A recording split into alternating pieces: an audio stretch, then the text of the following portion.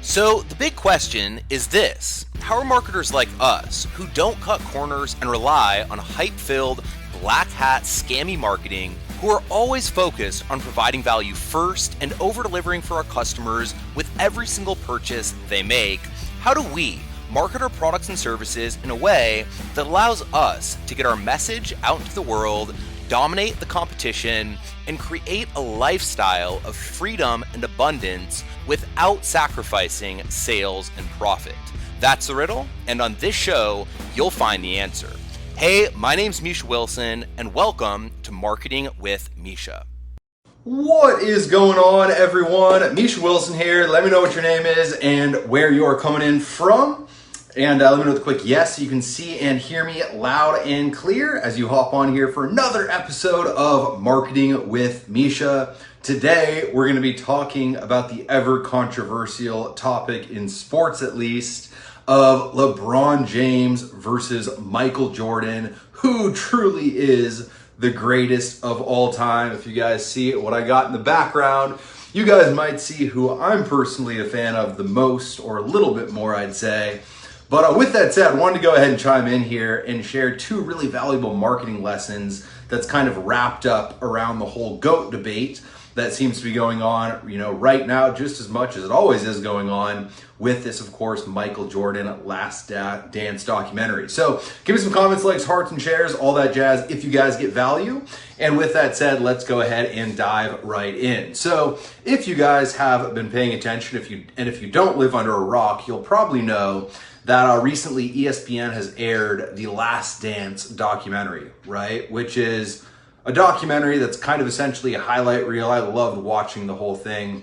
Again, just featuring really kind of the Bulls and kind of more specifically Michael Jordan's greatness and all the different, levels of greatness from when he first came into the league and he was losing to when he started winning to when he kept winning to when he retired. Just again, a full ride along and a full journey of Michael Jordan's undisputed, amazing, untouchable career, right? And so me being a fan of LeBron James, does not take anything away from Michael Jordan. I absolutely love Michael Jordan. I love watching the documentary. And unlike some haters out there, James Jordan, once again, I love Mike. But with that said, again, my favorite personally, and I will get to the marketing lesson here in just a minute, my favorite personally of all time is the one and only LBJ, LeBron James, the king. And I personally, God, it's Federer, Nadal, right? Who do you like more? What's your preference? Federer's more smooth, Nadal's a bull in a china shop in the tennis world, right? Michael Jordan's more smooth, LeBron's a bull in a china shop. LeBron will run you over, Jordan will go around you. It's so hard to say which one's better. I personally would say all around best player of all time, LeBron James is slightly better than Michael Jordan. But then again, most people or a lot of people disagree with me, right? But what's really interesting about this whole thing was essentially, and I'm getting to the marketing lesson here, essentially they played a 10-part documentary which was essentially signed off by Michael Jordan each and every single episode. Anything that Mike didn't like, they took out. And then Mike, told him to put certain things in where the teammates are even kind of saying this whole thing's kind of BS and, it's really cool and it's awesome, but it's also kind of BS. So there's this 10-part documentary that is essentially a highlight reel of all of Michael Jordan's greatest accomplishments, right? It goes on for 5 weeks, 2 episodes at a time.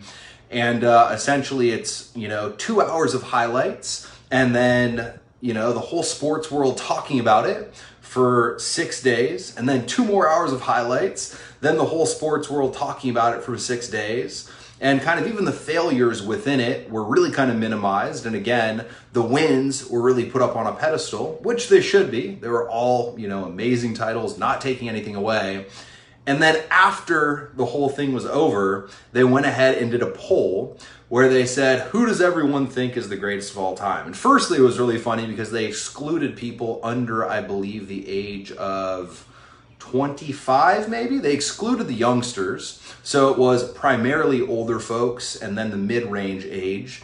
And then from there, they did it right after the full documentary. So I was actually surprised. LeBron ended up getting about 30% of the votes, I believe. So it ended up being about 70-30. So 70% said Jordan, 30% said LeBron, which I would actually look at and I'd say, yeah, you know, with that group of people, excluding the youngsters, because the youngsters are, you know, much more tend to be LeBron James fans than Michael Jordan. Maybe, at least after the documentary, a higher percentage absolutely would be though. So that didn't really surprise me. But when you got right down into the actual numbers, it kind of started to get a little bit funny when they got into categories. So they asked, you know, which player is a better passer? Which player was more impactful off the court?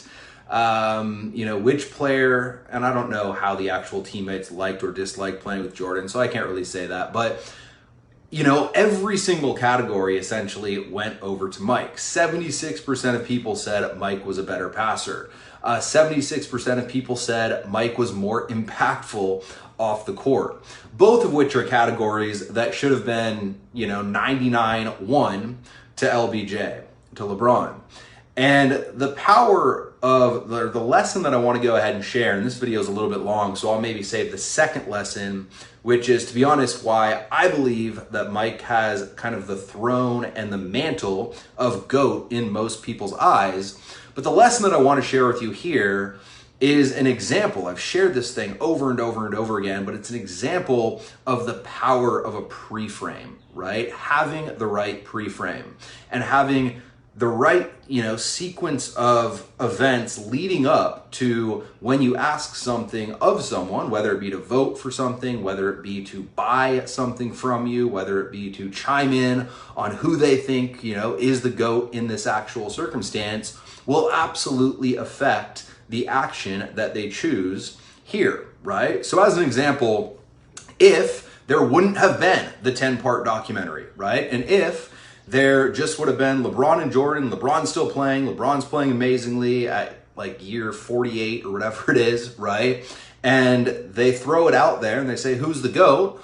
It might have been still a little bit more Michael Jordan, but it probably would have been closer to kind of 60-40-ish, right? And then if they did a 10-part documentary on LeBron James and they showed LeBron James highlights, you know, for 10 straight hours, and they showed all of his best accomplishments, and they kind of, you know, the failures brushed under the rug, the 2011 finals choke, they brushed that under the rug, and all that stuff was kind of just, you know, gone over very quickly.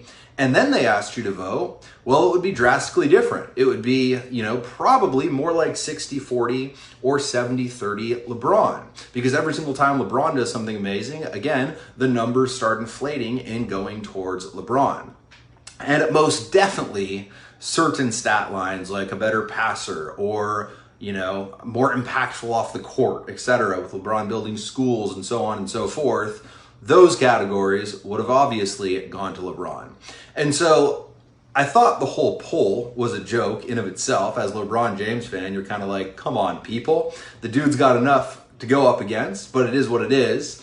But it was a really good marketing lesson when it comes to the power of a pre-frame. How can you have a highlight reel before you ask someone to apply for your coaching program? How can you have your own highlight reel before you ask someone to buy your product? How can you control that process that someone goes through and control what came before the actual thing that you want them to go ahead and do? And every single time you can control what came before, if you can do it in a way like they did with this documentary and like they did with, again, The Last Dance, which I thought was an amazing documentary and was really fun to watch, you can absolutely control or at least impact and influence in an extremely powerful manner the result that you get when, once again, you ask for the sale, when, once again, you ask for the vote, when, once again, you ask for an opinion, right?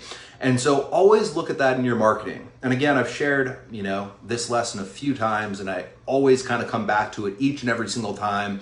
In affiliate marketing, that's the power of having the right bridge page. All right. If you have the right bridge page, that bridges people from where they are to where they want to be and shares with them how your product can go from where they are to where they want to be, and also maybe shares with them case studies and testimonials and results from people just like them who have used the product to go from where they are to where they want to be. You can build that same style of pre-frame, just like The Last Dance, with this whole vote and poll. And before they go ahead and hit the sales page, hit the sales message, you can influence, once again, how they're more likely to act when they see that actual message. So that's my message for the day. Let me see how many times I can say message in a 10-second period. I hope you guys got value. Give me a comment, like, heart, and share if you guys did. And with that said, I know I said I'd share 2 lessons, but I went on a little bit long here.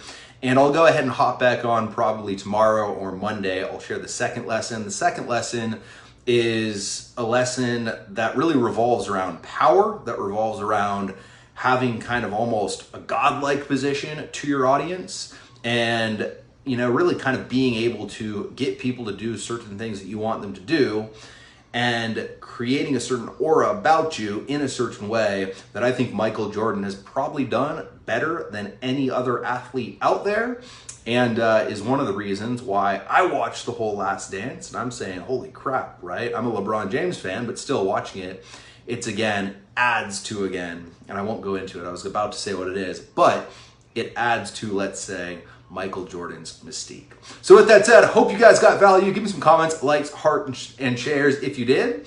And until next time, over and out. Talk soon, guys.